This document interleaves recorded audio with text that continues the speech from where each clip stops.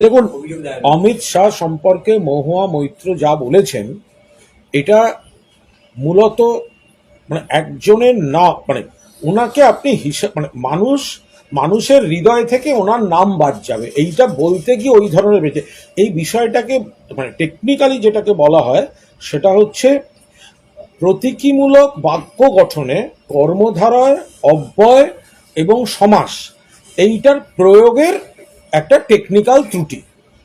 এটার সঙ্গে কোথাও ফিজিক্যালি মুন্ডু কেটে আনা, মাথা কেটে আনার কোনো সম্পর্ক নেই। এটা প্রতীকী ব্যবহারে দেখবেন, head of the state, head head of the state, তার হেড ওটা প্রতীকী, প্রধান, মাথা না।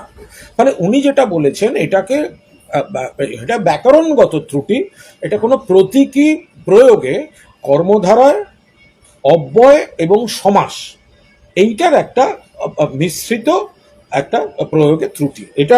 এটাকে যদি আপনি সেইভাবে ব্যাখ্যা করতে যান, মহুয়া মৈত্র কখনোই ফিজিক্যালি সেই কথাটা বলেননি। এটাকে আপনাকে ওইভাবে ধরে নিতে হবে। এটা গ্রামাটিক্যাল একটা complexity to the use of sophisticated and elaborate grammatical structures in language, indicating a deeper command of syntactic resources and patterns। ফলে এর সঙ্গে কাউকে কোনো আক্রমণ করতে যাওয়া বা মাথার কেটে নেওয়ার সম্পর্ক।